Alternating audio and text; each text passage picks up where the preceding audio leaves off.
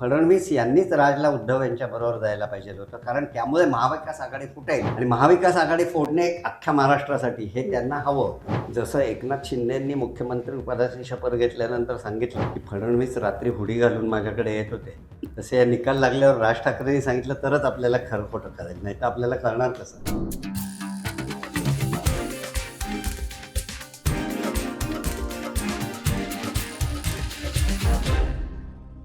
देवेंद्र फडणवीसांना जेव्हा विचारलं गेलं की राज ठाकरे त्यांच्या एकत्र येण्याचं क्रेडिट तुम्हाला देतात, म्हणजे देवेंद्र फडणवीसांना देतात, तर ते म्हणाले की मला कोणीही क्रेडिट देत असेल तर ते मी घ्यायला तयार आहे. एक मतप्रवाह असा आहे सर की या राज आणि उद्धव ठाकरेंच्या युतीमागे सुद्धा भाजप आहे, देवेंद्र फडणवीस आहेत. नाही मग असं खूप ठिकाणाहून ऐकू येतंय, पण त्याचा काही सबळ पुरावा मिळालेला नाही. आणि आजच राज आणि उद्धव यांनी वचननामा जाहीर केला, त्यावेळेला जे दृश्य बघायला मिळालं त्याच्यात काहीसे अवघडल्यासारखे राज ठाकरे बसले होते. वरळीच्या डोमपासून ते परवा जेव्हा त्यांनी अखेर युती झाली असं जाहीर केलं वरळीला, तेव्हा सुद्धा ते मध्येच आता पुरे म्हणून खालीच उतरले होते, त्यांना पुन्हा बोलवून आले. त्यामुळे राज कितपत द्वेषाने ही लढाई लढणार आहेत. आणि एक असं म्हणजे अवया उठवण्यामध्ये आता भाजपचं म्हणणं असं आहे की मुंबई स्वतंत्र करणार आहेत आणि मुंबईत मराठी माणसाकडून हिसकावून घेणार आहेत, अशी अवई शिवसेना दर निवडणुकीला उठवते आणि त्याचा फायदा मिळवते. तशीच एक ही पण अवई आहे की फडणवीस यांनीच राजला उद्धव यांच्या बरोबर जायला पाहिजे होतं, कारण त्यामुळे महाविकास आघाडी फुटेल आणि महाविकास आघाडी फोडणे अख्ख्या महाराष्ट्रासाठी हे त्यांना हवं होतं. आता म्हणजे जसं एकनाथ शिंदेंनी मुख्यमंत्री पदाची शपथ घेतल्यानंतर सांगितलं की फडणवीस रात्री हुडी घालून माझ्याकडे येत होते, तसे या निकाल लागल्यावर राज ठाकरेंनी सांगितलं तरच आपल्याला खरं खोटं कळेल, नाही तर आपल्याला कळणार कसं. ओके. म्हणजे अजूनही म्हणजे बऱ्याच शंका घ्यायला जागा आहे असं तुम्हाला वाटतं? हो, निश्चितच वाटतं. कारण उद्धव ज्या पद्धतीने उत्साहाने दाखवतायत ना, अर्थात हे काय आहे की उद्धव यांची ती अगतिकता आहे. कारण 74,000 कोटी रुपयांचं बजेट असलेली महापालिका त्यांच्या ताब्यात होती इतकी वर्ष.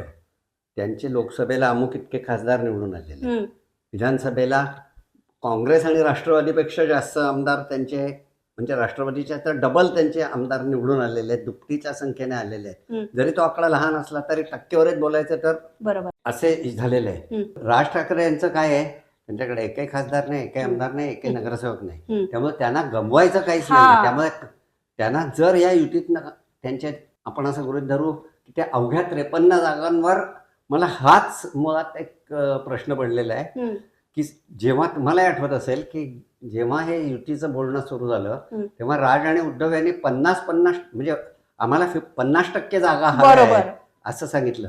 आता त्या 50%वरून कमी करत ते 227 पैकी 53 जागांवर आले.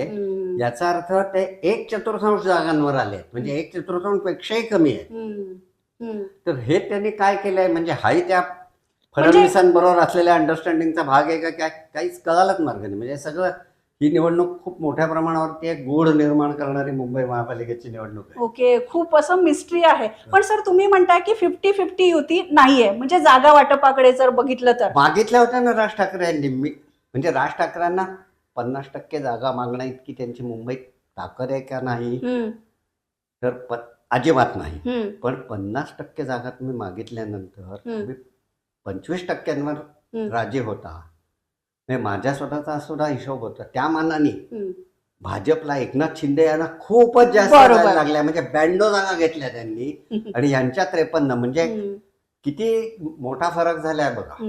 पण सर मला पुन्हा एकदा हा प्रश्न पडतो की तुम्ही असं म्हणताय की राज ठाकरेंच्या भूमिकेचं काहीच सांगता येत नाही, मग उद्धव ठाकरेंना याबद्दल काय वाटत असेल की एकीकडे युती झालेली आहे, दुसरीकडे भाजप बरोबर राज ठाकरे जाऊ शकतात का असंही आहे, मग नेमकं काय तुम्हालाच हे माहिती असेल.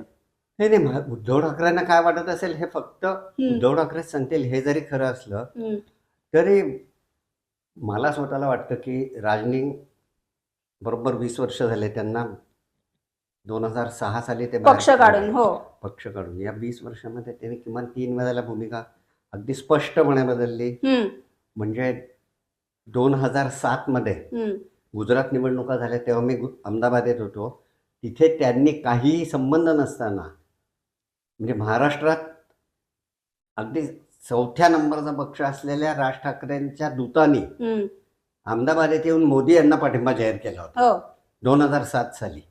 तेव्हापासून मग पुढे त्यांनी लावरे तो व्हिडिओ असे असंख्य वेळेला त्यांनी बदलला. आणि लावरे तो व्हिडिओ झाल्यानंतर पुन्हा लोकसभा निवडणुकीत यावेळेला त्यांनी बिनशर्त बिनशर्त झाला होता. म्हणजे पण मला असं वाटतं की यावेळेला ते निवडणुकीनंतर त्यांचा एक नगरसेवक निवडून यावं किंवा 53 निवडून यावं. ते आता गडबड करतील, म्हणजे उद्धव ठाकरेंच्या पेक्षा वेगळी भूमिका घेऊ शकतील असं मला वाटत नाही. याचं एक प्रमुख कारण असं आहे की ठाकरे या 3 अक्षरांचं जे मुंबईत महात्म्य आहे ते जर कमी झालं तर त्यांना कोणीच पुढे, म्हणजे कुठल्याच दृष्टीने राजकीय, सामाजिक, त्यांना काही उद्योग क्षेत्रात काही करायचं असेल किंवा त्यांचा काही व्यवसाय असेल, बिझनेस असेल, कुठेच विचारलं जाणार नाही. आज हे ठाकरे आडनावाला जे महत्व आहे, बरोबर, तसंच दुसरं महत्वाचं आडनाव आहे पवार. ते दोघं पवार एकत्र आलेत, काका पुतणे. याचंही कारण त्यांना हे कळलं ना की हे दोन्ही ब्रँड हे खरोखरच दोन्ही ब्रँड आहेत. आपण त्याच्याकडे येऊया हो, सर. पण हे दोन्ही ब्रँड नष्ट करण्याचं साठी भारतीय जनता पक्ष कसोशीने प्रयत्न करते.